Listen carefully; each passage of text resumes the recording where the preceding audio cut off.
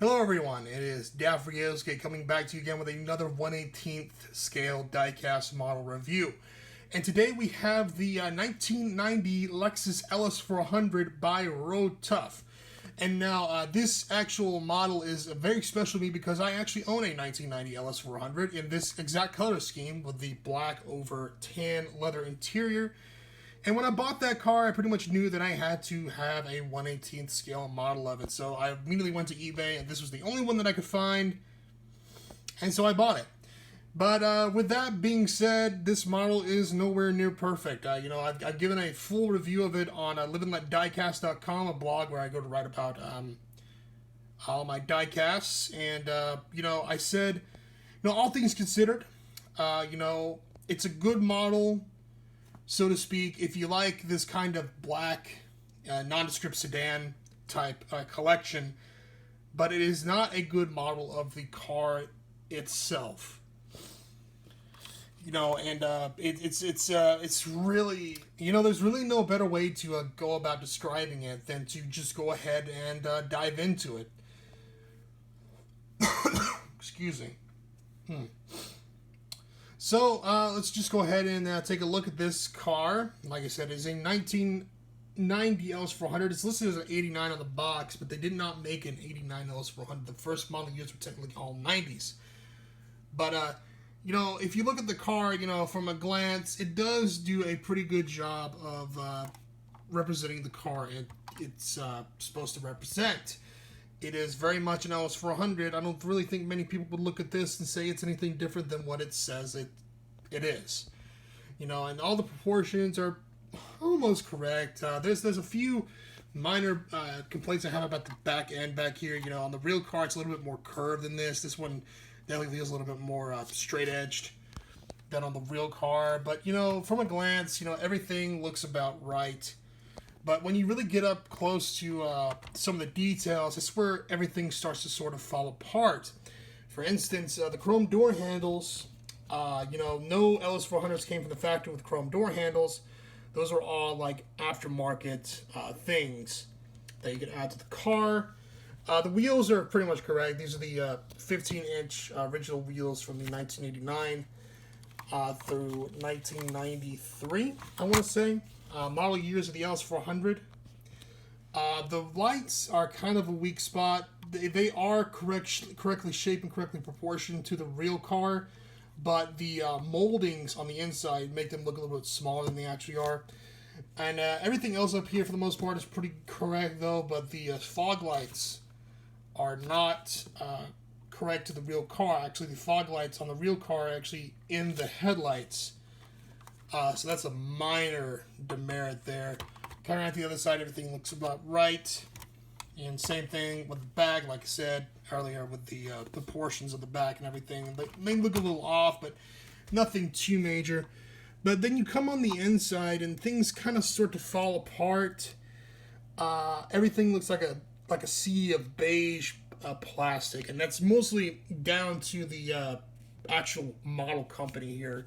For those who don't know much about Road Tough, they are a subsidiary of Road Signature. And, this model was made back in about 1989, 1990. So, it's not the best quality, and definitely not the best when it comes to detail. This was maybe like a $20, $30 model when it was on the shelves, brand new. And especially noticeable when you look at the back of these seats back here.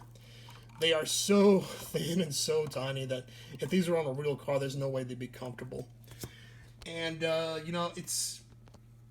it's really just a mixed bag of, like I said, from a glance it looked good, but, when you get really close up to it, everything just sort of starts to fall apart. But, it's built well enough for what it is. The details may not be good, but I definitely could see this model, like, holding up to the test of time. Of course, this model I bought was in a box that it had since it was brand new, so it was pretty well kept. But if it was not for the fact that I owned an LS400 in real life, I probably would not have this car. But you can open up the hood. The hood doesn't like to stay up. That's pretty accurate to my actual LS400. Those don't like to stay up on that either. And there's some modest detailing to be found here on the 1UZFE engine down in there. And you can see the Lexus badge is nicely detailed on the grille. And coming around to the back, you can see Lexus badge. Focus. Yep, Lexus badge and Lexus license plate. The trunk does open to reveal a spare tire. And for all intents and purposes, you know, that's all well done and good. Only the front doors open, and unfortunately they are frameless. So there's that. But you know, for all intents and purposes, it does do its job well enough. There are a lot of flaws here, but you know, it is the only LS400 of this generation 1/18 scale that you can buy. And that is the sad part about it. I would like to see, you know, a company like Auto Art or, you know, maybe Norev or Kyosho to try their hand at some of these older Lexus models. Because, you know, I'm a Lexus fan. You know, I've obviously owned one. And I'd like to have some more Lexuses in my collection, too.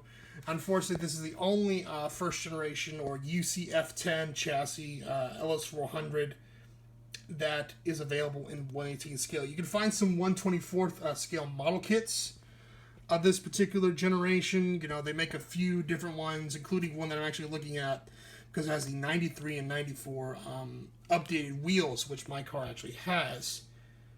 So, you know, you can go for that route. And the generation after this, the 95 through 2000 model, you're pretty much slim pickings there. There's some model kits that are actually kind of rare to find, but they don't make any 1/18 scale. They made a few 1/18 scale LS430s, the 2000 through 2005 generation. And Norev very famously made a LS460, a 2007 model, I believe, which had real leather seats in it. And then there's the Auto Art updated facelift LS460 from 2013. And then they're about to bring out a new generation of the LS500 here soon. So, you know, if you're a Lexus LS in general fan, you know, there are pretty much spoiled for choice when it comes to different generations. But if you particularly want one of these original LSs, this is pretty much all you got.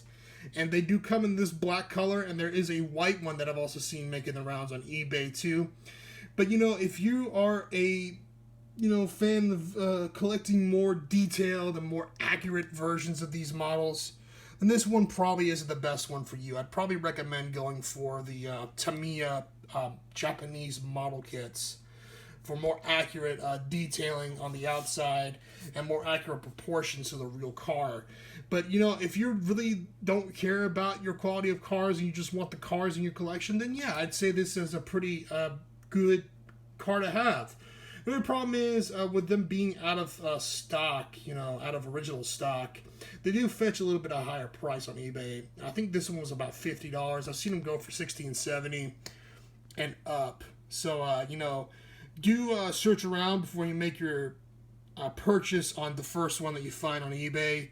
And, you know, just look around, see what you can find. But, you know, otherwise than that, you know, it's a good model to have if you're like me and you own an LS400. Or if you don't really care what kind of cars you have in your collection, you just want certain types of cars and you don't care of the quality or, you know, detailing. But if you're like some of these more high-end detailers and high-end collectors, then this isn't really going to be a model for you. But otherwise than that, you know, I do love the model because it represents a car that's very near and dear to me.